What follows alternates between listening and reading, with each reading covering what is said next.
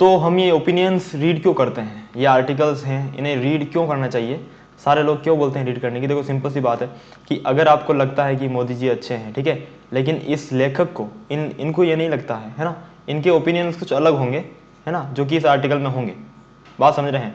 तो आपको आर्टिकल छोड़ के भागना नहीं है कि यार इसमें तो मोदी जी को बुरा बोला है, मैं तो नहीं पढ़ूंगा, ठीक है। उसके पीछे ये बात जानने का अवश्य ये रीज़न यहाँ पर दिया होगा कि वह ऐसा क्यों बोल रहे हैं, ओके। और ये जो चीज़ें होती है ना, और इन्हीं चीज़ों से हमें पता चलता है, हमारी सोच ओपन होती है, माइंड ओपन होता है कि क्या क्या ओपिनियंस और हो सकते हैं, ठीक है, जो चीज़ हम सोच रहे हैं उस बारे में। इसीलिए हर एक का अपना एक ओपिनियन होता है और वो हमें जानने का प्रयास करना चाहिए और इसी से हमारा माइंड खुलता है, ओके। तो आज का आर्टिकल है by Vivek Katju, former Indian diplomat. Beware the tempting apple of Ukraine mediation. Tempting का मतलब क्या होता है पता है? टेम्पटिंग का मतलब होता है, टेम्प्ट का मतलब होता है किसी को मनाना, ओके। टेम्प्ट का मतलब होता है किसी को मनाना। अभी जो अमेरिका है ना, इंडिया को ऊंची दे रहा है, ठीक है, कि मोदी जी इतने विख्यात नेता हैं, उन्हें रशिया यूक्रेन वॉर में कुछ हस्तक्षेप लाने की आवश्यकता है, समझ रहे हैं ना। यानी मोदी जी जाएं, दोनों नेताओं से बात करें, व्लादिमीर पुतिन से और ज़ेलेंस्की से, और बोले कि यार ऐसा ऐसी बात है और तुम ये सब फाइटिंग वाइटिंग मत करो यार, है ना, समझ रहे हो ना। तो ये बात है और लेखक ने कहा है कि इंडिया को ऐसा क्यों नहीं करना चाहिए, ओके, हस्तक्षेप क्यों नहीं करना चाहिए, सिंपल। तो हम देखने वाले हैं। A recent report in A prominent American daily focused on the possibility of India playing a significant role in seeking to bring Russia and Ukraine to the negotiating table, okay।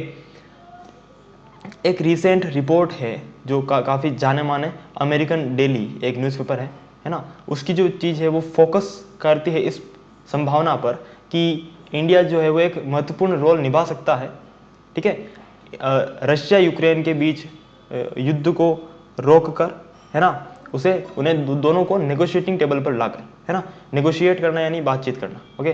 The report came on the eve of the visit of external affairs minister S Jaishankar to Moscow, है ना।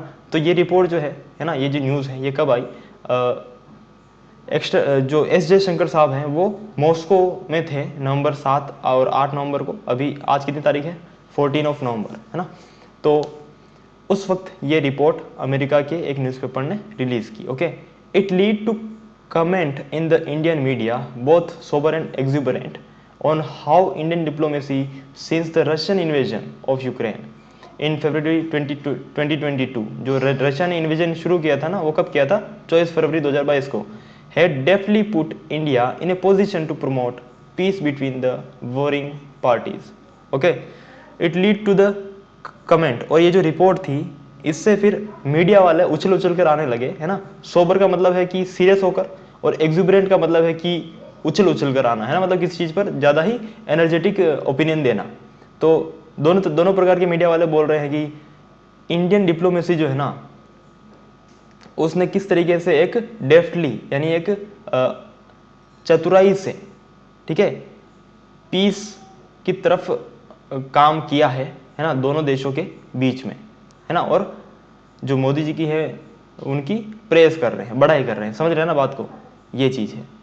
तो बस अब देखो, for the ruling डिस्पेंसेशंस, और of course media वाले बोल रहे होंगे कि अगर मोदी जी अगर उनकी बीच में हस्तक्षेप में लाते हैं और वॉर अगर स्टॉप हो जाता है, रुक जाता है, तो मोदी जी की कितनी बड़ाई होगी, है ना। आप ये सोचो अगर नहीं हुआ तो मोदी जी की कितनी बुराई होगी, समझ रहे हो ना, कि उनकी कोई वैल्यू नहीं है। तो दोनों चीज़ें होती है, दोनों पक्षों को ध्यान में रखकर हमें आगे बढ़ना चाहिए। For the ruling dispensations supporters, mediatory Indian role in the Ukraine war would naturally serve as a great vindication of Prime Minister Narendra Modi's personal position as a world leader and his government's successful handling of India's external interest। तो जो उसके जो मोदी सरकार के ruling dispensation supporters हैं, है ना। Dispensation का मतलब है कि एक पॉलिटिकल पार्टी, ओके। डिस्पेंसेशन का एक और मतलब होता है किसी चीज़ से छूट प्रोवाइड करना, है ना, डिस्पेंसेशन। तो जो मोदी जी के सपोर्टर्स हैं उनका ये मानना है कि अगर मोदी जी इस वॉर में अगर अपना हस्तक्षेप लाते हैं और वॉर अगर रुक जाता है तो ये विंडिकेशन होगा, यानी एक प्रमाण होगा, ठीक है, सबसे बड़ा प्रमाण होगा कि मोदी जी कितने विख्यात है ना, उनकी पोजीशन कितनी अच्छी है और जो मोदी जी की गवर्नमेंट है वो कितने अच्छे से भारत के बाहरी मामलों को संभाल रही है। सिंपल सी बात है ना, ये चीज़ है। When the G20 presidency is in the picture, ठीक है, when the G20 presidency is in the picture, तो तुम्हें पता है कि G20 की जो प्रेसिडेंसी है ना, वो भारत के पास होगी, है ना। दिसंबर में जो मीटिंग होगी G20 की, उसमें भारत उसको लीड करेगा। आपको ये बात तो पता है that mister Modi is drawing public attention to his efforts to advance India's global status and reputation is clear from the enormous emphasis he is giving to India assuming the G20 presidency on December 1, 2022, है ना। देखो G20 presidency काफ़ी Nations के पास गई है, समझ रहे हो ना, इंडोनेशिया के पास, रशिया के पास। तो ऑफ कोर्स अगर इंडिया G20 का पार्ट है तो एक न एक बार तो उनके पास प्रेसिडेंसी जाएगी ही, समझ रहे ना। तो उसमें ऐसा बड़ा चढ़ाकर बोलने वाली कोई बात नहीं थी, लेकिन मिस्टर मोदी जो है वो मतलब लोगों की अटेंशन लाना चाहते हैं कि देखो हमने कितना अच्छा काम किया है, भारत कितना विख्यात है कि जो प्रेसिडेंसी है वो भारत को मिली है, समझ रहे हो ना। तो इसमें कुछ इतना बड़ा बात नहीं है। लेखक क्या कहना चाहता है उनका पॉइंट ऑफ व्यू मैं आपको बता रहा हूँ, ठीक है, मैं मेरा अपना ओपिनियन नहीं दे रहा हूँ। एनॉर्मस का मतलब है काफ़ी बड़ा, ठीक है, बड़ा चढ़ाकर। एम्फेसिस का मतलब है किसी बात पर जोर देना। तो मोदी जी जिस प्रकार G20 प्रेसिडेंसी पर जोर दे रहे हैं इंडिया की, वो कुछ बड़ी बात नहीं है। In a speech on November 8 to mark the release of the logo, theme and website of the Indian presidency, he said you can imagine, ठीक है, जब इंडिया की प्रेसिडेंसी का जो लोगो और जो थीम अनाउंस की गई थी, तब मोदी जी ने ये कहा था कि you can imagine what a big opportunity has come before the country in the Amrit Kaal of independence. जो 75th ईयर ऑफ इंडिपेंडेंस है ना इंडिया का, जो भी हम सेलिब्रेट कर रहे हैं, ओके, उसमें क्या है कि कितनी अच्छी अपॉर्चुनिटी मिली है देश को, है ना। It is a matter of pride for every Indian. तो ये गर्व करने वाली बात है कि हमें G20 प्रेसिडेंसी मिली है वगैरह वगैरह। It is matter of increasing one's pride, और हमारा सम्मान को बढ़ाने वाली बात है ये। He went on to add, और साथ में वो क्या ऐड करते हैं, this summit is just not diplomatic meeting. ये सिर्फ एक डिप्लोमेटिक मीटिंग नहीं है, okay. India sees this as a new responsibility for itself. जो भारत है वो इसको खुद की एक जिम्मेदारी के तौर पर लेता है।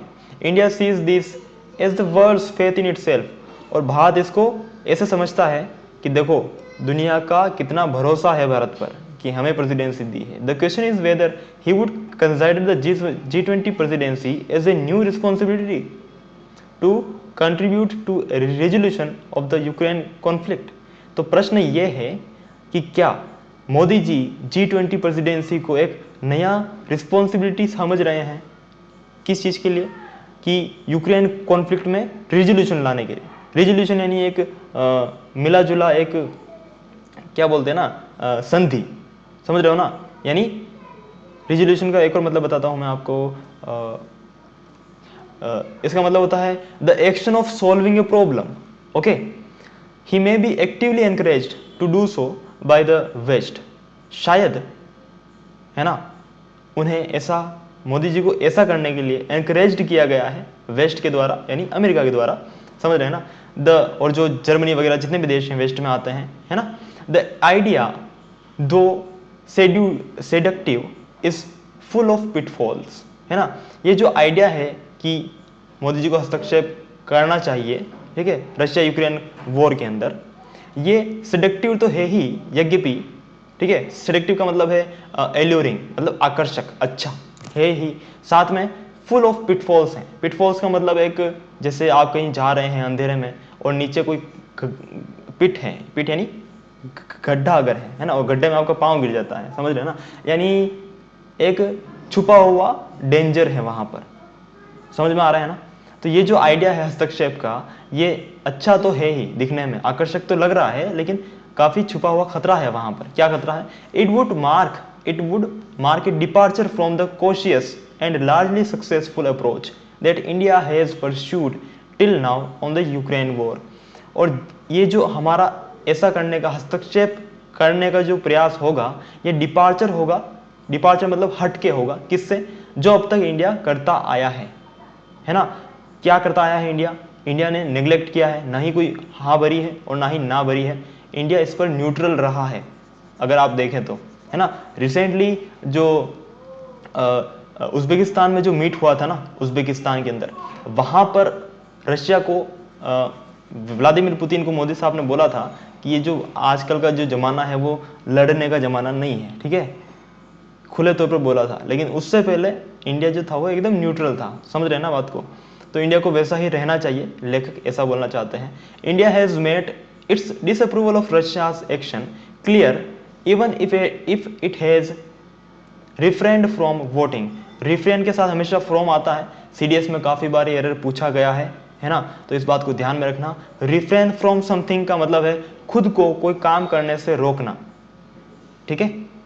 Refrain from, abstain from, abstain मतलब समझते हैं ना, abstain, abstain from something, okay, ये चीज है। एक और होता है डेसिस्ट फ्रॉम, ठीक है, डेसिस्ट यानी खुद को कोई काम करने से रोकना, ओके। तो India has made it's disapproval of Russia's action clear even if it has refrain from voting against it, okay. India ने जो डिसअप्रूवल है रशिया के एक्शन का वो साफ कर दिया था, आपको पता है ना। हालांकि इंडिया ने रशिया के खिलाफ वोट नहीं किया, okay, on substantive resolutions in United Nations. जो भी रेजोल्यूशंस निकाले गए थे यूनाइटेड नेशंस में कि रशिया के खिलाफ कौन है, रशिया के साथ कौन वोट करता है, तो इंडिया ने वहां पर कभी ना तो खिलाफ वोट किया और ना समर्थन में वोट किया, ओके।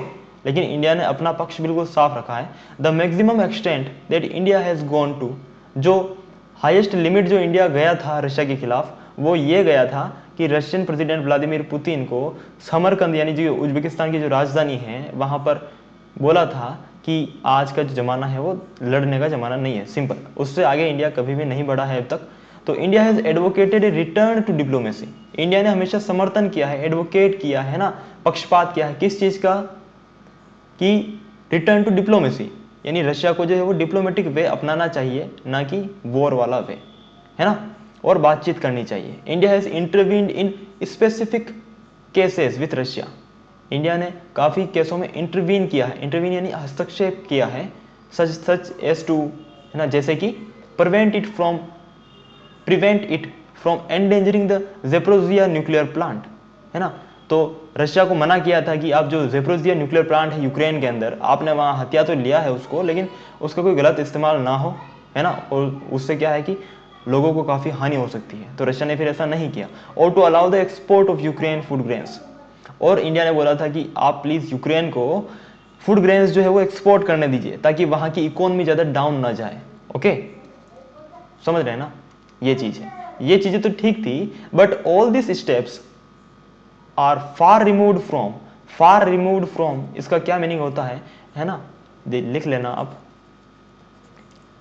फार रिमूव्ड फ्रॉम, इस पूरे का मीनिंग होता है is very different from something, okay, very different from something.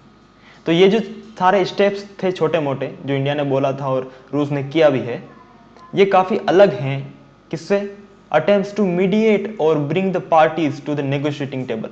दो देशों को किसी एक नेगोशिएटिंग टेबल पर लाना, ये अलग चीज है, और ये छोटे छोटे प्रयास अलग चीज है ना। तो इंडिया को थोड़ा सोचना चाहिए। Lessons from the Rajiv Gandhi era, Rajiv Gandhi के एरा में ऐसा क्या हुआ था जिससे हम कुछ सीख सकते हैं। इफ मिस्टर मोदी और his advisers are tempted to accept western encouragement to go in the direction of mediation, अगर मोदी जी और उनके जो समर्थक हैं, उनके जो सलाहकार हैं, वो टेम्पटेड हैं, टेम्प्ट का मतलब होता है परसुएड, किसी चीज को मनाना, है ना, या फिर मान जाना, ठीक है, परसुएड करना, ठीक है। परसुएड का अलावा और क्या होता है, let me tell you, entice, है ना, एंटाइस, एनवेगल, इन दोनों का मतलब भी होता है सेम, है ना, किसी चीज को परसुएड करना, किसी को मनाना, है ना, लालच देकर कि बेटा वो गेट बंद करके आना, 2 चॉकलेट दूंगा तुम्हें, है ना, समझ रहे हो ना। तो इंडिया जो है वो मना रहा है, ठीक है, किसको, सॉरी, अमेरिका मना रहा है इंडिया को कि आप हस्तक्षेप कीजिए वहां पर, ओके। लेकिन यहाँ कोई लालच नहीं दिया है अमेरिका, बस ऐसे ही बोल रहा है। क्या लालच दिया है अमेरिका ने इस बार? अमेरिका ने ये लालच दिया है कि अमेरिका बोल रहा है कि मोदी जी की काफ़ी वाह वाह होगी, है ना, अगर युद्ध को रोकने में मोदी जी कामयाब हुए, ओके। लेकिन उसका नेगेटिव पार्ट अमेरिका नहीं बता रहा है, जो कि आगे हम लेखक बताएंगे हमें, ओके। तो अगर मिस्टर मोदी और उनके जो सलाहकार है वो ये मान गए हैं, ठीक है, कि जो वेस्टर्न जो एनकरेजमेंट कर रहा है कि इनको मेडिएशन करना चाहिए, हस्तक्षेप करना चाहिए, they would do well to reflect on the lessons learned by Prime Minister Rajiv Gandhi in intervening with the Soviet leadership, है ना। तो सिर्फ ऐसा करने से फिर क्या होगा, मीडिएशन करने से क्या होगा, they would do well, वो सिर्फ रिफ्लेक्ट करेंगे उस चीज को जो कि प्राइम मिनिस्टर राजीव गांधी ने सीख ली थी इंटरवीनिंग करने पर, जबकि सोवियत यूनियन जब अफगानिस्तान के अंदर था, ठीक है, और अफगानिस्तान के अंदर आ गया था सोवियत यूनियन, जो सोवियत अफगान वॉर था, ओके, उसके दौरान 1980s में, तब राजीव गांधी ने सोवियत्स को मनाया था, ठीक है, उन्हें बोला था कि आप अफगानिस्तान पर अटैक मत कीजिए वगैरह वगैरह, ठीक है। और ऐसा करने के लिए राजीव गांधी को बोला था अमेरिका ने, और अमेरिका ने क्या लालच दिया था उस वक्त दिया था कि हम जो पाकिस्तान के जो न्यूक्लियर हथियार हैं उन पर रोक लगा देंगे, जो पाकिस्तान जिस तरीके से न्यूक्लियर हथियार डेवलप में ला रहा है ना, जिसके न्यूक्लियर हथियार का डेवलपमेंट कर रहा है, हम उस चीज पर रोक लगा देंगे अगर आप सोवियत अफगान वॉर में इंटरवीनिंग करते हैं तो, है ना। ये लालच दिया था राजीव गांधी जी को, समझ गए बात को। अब देखो, at prodding of the United States, prodding का मतलब है सिंपल वही, मनाना, परसुएड करना, okay, to end the Soviet occupation of Afghanistan in 1980s। बात समझ आ गई। As highlighted in the book, जैसा कि एक बुक में हाईलाइटेड है, कौन सी book, the great game in Afghanistan, Rajiv Gandhi, general Ziaul Haq and the unending war, India US diplomacy on Afghanistan is a story of India diplomatic defeat and American duplicity. तो ये जो इंडिया का जो इंटरवीनिंग था, है ना, India US diplomacy on Afghanistan is a story of India diplomatic defeat, ये India की राजनीतिक हार थी, ओके, एंड अमेरिका की डुप्लिसिटी थी। डुप्लिसिटी यानी डुप्लीकेट, समझ रहे हो ना आप, डुप्लीकेट। तो डुप्लिसिटी का मतलब है किसी को धोखा देना, ठीक है, डिसीट करना, DCEIT, डिसीट यानी धोखा देना, okay, deceitfulness, duplicity.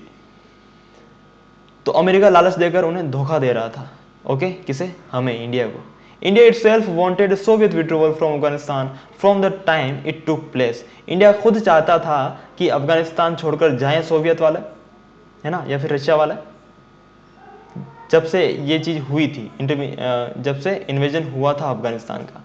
It conveyed its assessments privately to the Soviets, और इंडिया ने कन्वे भी किया था, जाहिर भी किया था इनके जो मत थे, विचार थे सोवियट्स को, लेकिन वो प्राइवेट में बोला था। हाउएवर, यद्यपि it is one matter to do so motu and quite another to undertake and initiate on some other countries behalf. फिर भी, हाउएवर, यद्यपि, ये एक मामला है कि कोई स्व मोटो से ऐसा करे, स्व मोटो यानी खुद की इच्छा से, है ना, लेकिन ये अलग मामला है कि किसी दूसरी कंट्री के बिहाफ पे कोई ऐसा करे। जो इंडिया ने किया था वो अमेरिका के बिहाफ पे किया था, ना कि खुद की इच्छा से। तो ये अलग बात थी और इसीलिए उन्होंने बात मानी नहीं, ओके, वहीं पर डिप्लोमेटिकली इंडिया फेल हुआ। During Rajiv Gandhi's time, Indian policy makers felt that Indian interests would be best served by the establishment of a broad-based neutral government in Kabul। तो राजीव गांधी के टाइम में इंडियन जो पॉलिसी मेकर्स थे, ठीक है, उन्होंने ये सोचा था, ठीक है, ये फील किया था कि इंडिया के इंटरेस्ट के हित में होगा, है ना, ये चीज कि अगर काबुल में एक न्यूट्रल गवर्नमेंट बने तो। And the US too, Kabul पता है ना तुम्हें, अफगानिस्तान की राजधानी। And the US too gave New Delhi the illusion that it wants the same, okay, और यूएस ने भी सेम इल्यूजन दिया था, सेम भ्रम दिया था इंडिया को कि वो भी सेम चीज चाहता है कि अफगानिस्तान में एक न्यूट्रल गवर्नमेंट बने, लेकिन असल में यूएस ऐसा नहीं चाहता था, okay. Another implicit aspect of the bargain was that the US would put the brakes on Pakistan's clandestine nuclear weapons program. जो मैंने आपको बताया implicit है ना, implicit का मतलब होता है suggested या फिर indirect वे में कोई चीज बताना है ना। तो जो अनदर इनडायरेक्ट एस्पेक्ट था वो क्या था, बार्गेनिंग करने का, यानी एक हाथ दे एक हाथ ले, मतलब नाप तोल करने का, समझ रहे हो ना। बार्गेनिंग मतलब जब आप सब्जी वाले के पास जाते हैं तो बोलते हैं कि यार थोड़ा धनिया डाल दो ना, वो होती है बार्गेनिंग, समझ रहे हो ना। तो was that the US would put the brakes on Pakistan's clandestine nuclear weapons program। एक और इनडायरेक्ट जो मैंने आपको बता दिया था है ना, कि लालच ये दिया था इंडिया को अमेरिका ने। क्लेडेस्टाइन का मतलब है कि सीक्रेट या फिर कोवर्ट, जैसे आर्मी करती है ना कोवर्ट ऑपरेशंस, कोवर्ट यानी छुपे हुए। ओके, इट बिकेम क्लियर दो that the US was not interested in either nor did it want India to play an active diplomatic role in ending the Afghanistan crisis, है ना। तो ये साफ हो गया था ये भी कि अमेरिका है जो है वो नहीं चाहता है ना, ना ही वो चाहता है कि इंडिया जो है वो एक्टिव रोल प्ले करे डिप्लोमेटिक, है ना, किस चीज़ में, अफगानिस्तान क्राइसिस को एंड करने में इंडिया का कोई योगदान हो, ऐसा नहीं चाहता था अमेरिका, सिंपल। और इट मेरली डिजायर्ड, और दूसरी चीज़ क्या नहीं थी, अमेरिका जो है वो कभी भी न्यूक्लियर हथियारों को बैन नहीं करने वाला था पाकिस्तान के, ठीक है, सिर्फ ऐसे ही कहने के लिए बोल रहे थे भैया, है ना, बड़े भैया बड़े मियाँ। It merely desired Indian influence to be brought to bear on the Soviet to withdraw their forces from Afghanistan. जो अमेरिका है उसके लिए आया है इट, ठीक है, वह सिर्फ इतना चाहता था, है ना, मेरली यानी सिर्फ और सिर्फ, कि इंडिया का इन्फ्लुएंस हो, है ना, किस चीज पर, ब्राउट टू बियर ऑन यानी किसी के ऊपर थोपना, है ना, कि सोवियत्स को अफगानिस्तान से विड्रॉ करने के अंदर इंडिया जो है अपना इन्फ्लुएंस थोपे। When the US position became clear to Rajiv Gandhi, India-US ties which were witnessing some warmth suffered। जब ये बात जो है वो यूएस की जो स्थिति थी वो राजीव गांधी के सामने साफ हो गई थी कि अमेरिका क्या चाहता है, ठीक है, तो उसके बाद जो इंडिया यूएस के बीच में जो टाइज थे, संबंध थे, जो कि विटनेसिंग कर रहे थे क्या, वार्मथ यानी अच्छे संबंध थे। ओके, उसके बाद वो संबंध जो क्या हुए, सफर्ड हुए, यानी संबंध बिगड़ गए। The current era with its compulsions for India is far removed from that of the 1980s। तो उस वक्त तो चलो अमेरिका के साथ संबंध हमारे काफी इंपॉर्टेंट थे, ठीक है, लेकिन आज ये ऐसे कोई कंपल्सरी नहीं है कि अमेरिका के साथ हमारे संबंध अच्छे हो तो ही काम चलेगा। Okay, India is very improved. Okay, तो far removed from that of 1980s, जो 1980s थे उससे फार रिमूव्ड फ्रॉम, मैंने बताया था फार रिमूव्ड फ्रॉम का मतलब क्या होता है, very different from. Okay, but the basic principles which govern the game of Nations do not change. लेकिन जो बेसिक प्रिंसिपल होता है, ठीक है, कि दो देशों के बीच में संबंध कैसे होने चाहिए, वो कभी भी चेंज नहीं होगा। As in the 1980s, so now the US and the West in general wish India to use such leverage as it may have with Mr. Putin to abandon यानी किसी चीज को छोड़ना, the war and negotiate with Ukraine।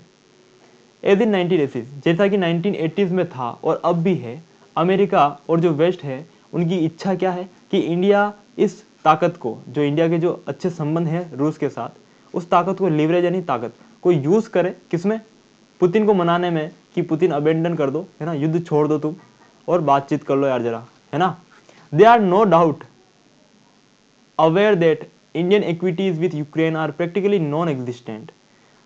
Waste को और America को पता है ना, उन्हें पता है कि, है ना, इस बात में कोई डाउट नहीं है कि उन्हें पता है कि इंडिया का जो है यूक्रेन के साथ काफ़ी अच्छे संबंध नहीं है, तो यूक्रेन को मनाने के लिए इंडिया नहीं जाने वाला, लेकिन हाँ रशिया के साथ इंडिया बातचीत कर सकता है क्योंकि अच्छी दोस्ती है। Okay, hence despite whatever they may say to India, about its growing role in the world and how its global prestige would rise, all they really want is India's intervention with Mr. Putin to change course.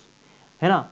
इसका इसी प्रकार इसके बावजूद कि वो क्या कहते हैं कि जो अमेरिका और जो वेस्ट है वो क्या कहते हैं कि इंडिया का काफ़ी रोल है, उभरता हुआ भारत है ना, और इंडिया की काफ़ी प्रेस्टीज है, काफ़ी ख्याति विख्यात है ना, काफ़ी लेवल है इंडिया का, है ना, मार्केट में।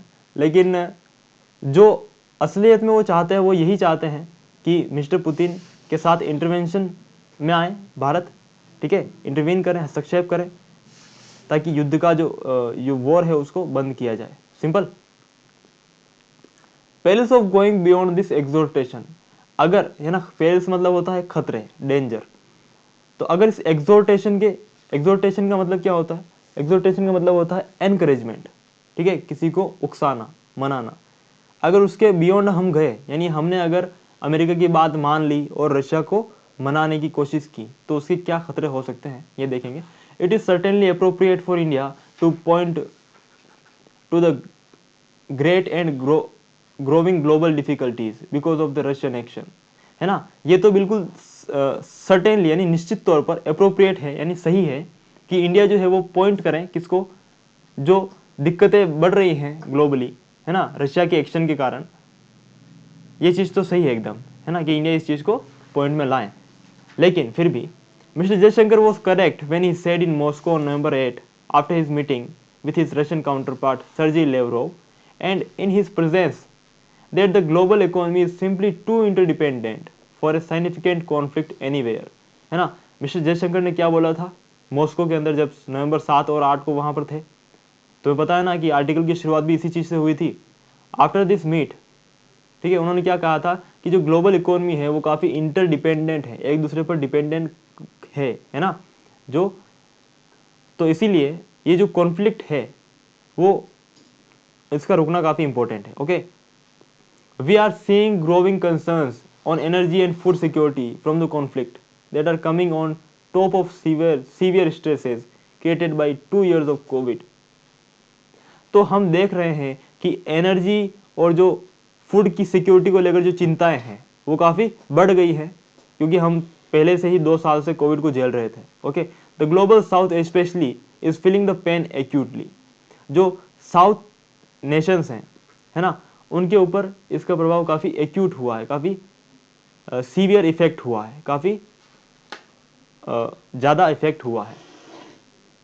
It would also be correct for India to keep emphasizing that the way out is through dialogue and diplomacy, ठीक है। ये फिर भी इंडिया के लिए अच्छा होगा कि इंडिया जो है वो एम्फेसाइज करे, जोर दे किस पर, कि बातचीत ही एक तरीका हो सकता है वो युद्ध को खत्म करने का, ठीक है। It would however be counter productive to go beyond such exhortations, है ना। लेकिन